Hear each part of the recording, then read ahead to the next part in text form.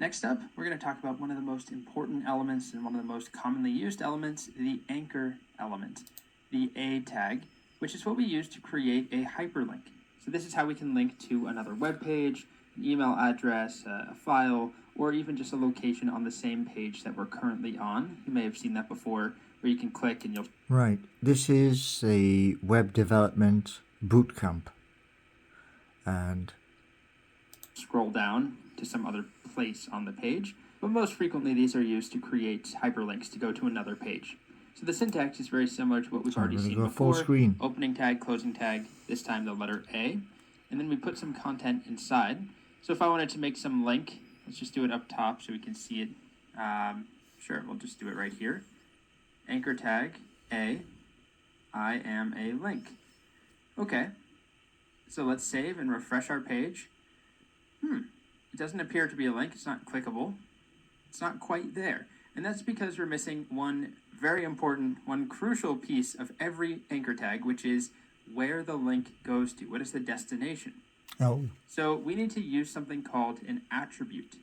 Attributes in HTML are like little pieces of information we can pass in to a tag. So not in between an opening and closing tag, but actually inside one of the tags. And the particular attribute that we want here is called href. Every single time we make a link with an anchor tag, we will use href. I can't even remember what it stands for. Is it hyper reference? I don't know. Okay, close enough. Hypertext reference. It doesn't matter though. This will be on every single anchor tag you make, and it follows this pattern. So href equals and then quotes. And notice I'm putting this once again inside of that A tag. So after the A, but before the closing bracket there. So href equals, and then in here, I put a URL or a destination. So I could do something like, you might think, google.com. Let's see what happens there. Google.com. I'm going to refresh the page, and first off, hallelujah, we've got a clickable link now. So that's working. Yeah. What happens when I click? Not quite. If you notice what URL it tried to take me to, I'll copy this and blow this up over here so you can see it. It tried to go to the current URL I was on, /google.com. Okay. That's not what I want, probably. Most likely, I want to actually go to google.com, which I need to explicitly reference using www to say that this is on the World Wide Web. This is not a file that I have called google.com. What I need to do here is actually specify I want http://www.google.com. Oh, yeah. The reason for this is that technically, right now, if you notice right here, it says I'm viewing a local or shared file. I am actually not using the HTTP protocol. This is a bit above what you need to know right now. I'm on the file protocol. So if I link to google.com, it just thinks there's a file called google.com relative to where I am right now. But if I want to actually go to a website, HTTP is what I need. And there we go. It takes me to Google. So that's one option. I can link like that to a URL. So the reason why I'm showing you this is, like I say, everything that's on screen, where you've got like your head with your arrow going that way, your arrow going that way, and you know the likes of your that's, I know that's a / there, yeah, but to me this is all like brand new, and it's a learning process. So learn with the simple stuff and then graduate to the other stuff. And then the exam, which I did for Python, well, instead of getting 5 questions right out of 25, it gives me a better chance to get closer to the 25. I mean, I'm not going to like obviously get 25 out of 25. That would be a perfect score. But as long as I get close to it, and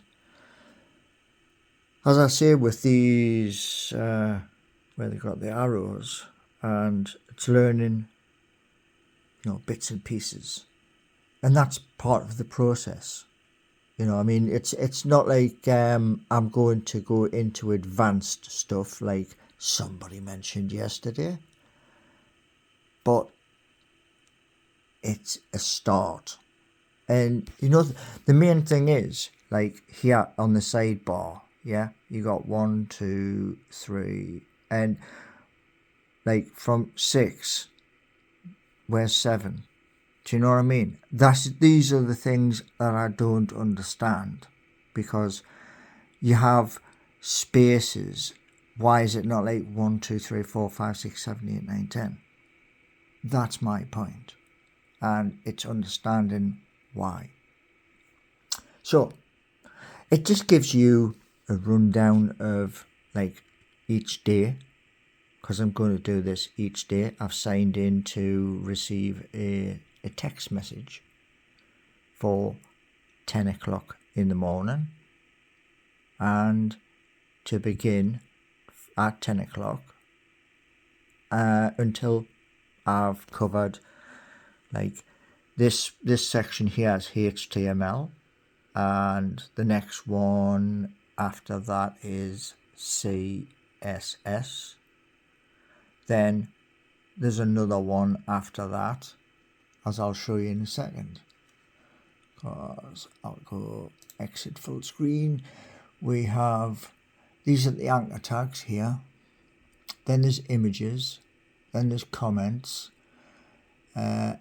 coding exercise size 3, wolf images, and link exercise. So then it goes to the HTML, forming tables,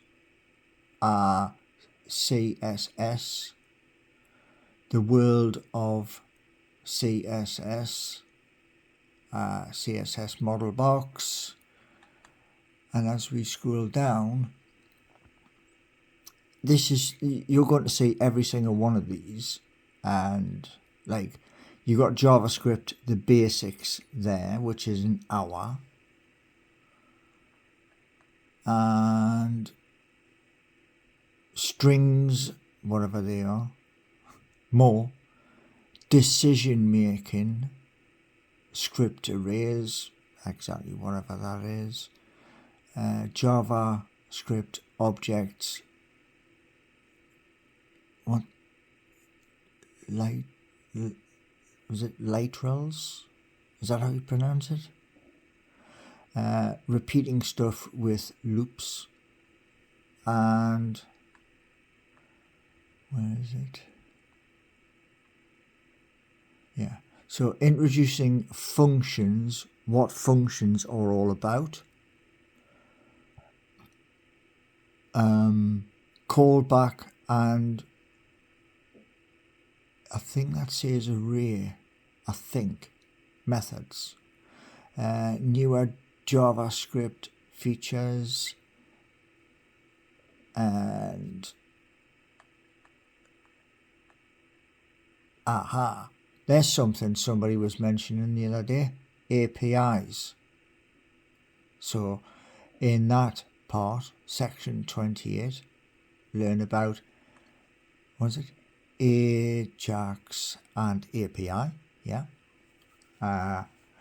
prototype classes, OOP, whatever that is, mastering the terminal. Now the terminal, I think, goes here when you're in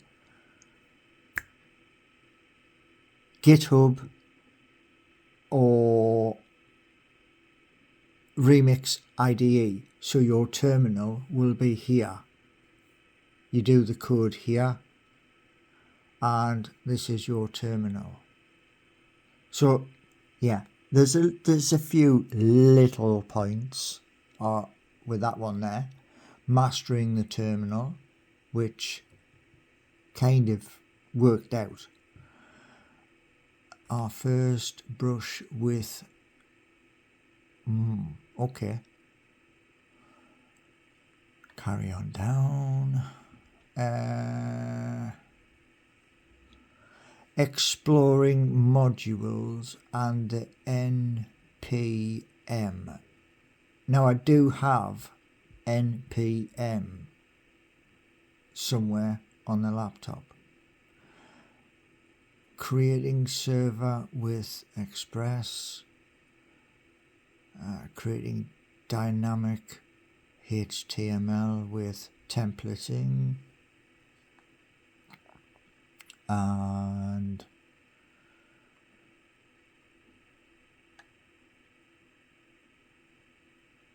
a Yelp camp. What the heck is that?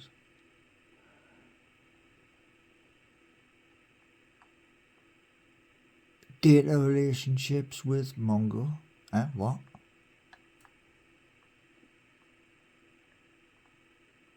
So yeah, you can see there's lots of bits and pieces. As I'm scrolling. And yeah, so it goes all the way to section 75, legacy content, the old version of this course, which by the time I get there, well, yeah. But this React I have on the laptop, and this I'm not sure on, but I've got Python. These other ones, no clue.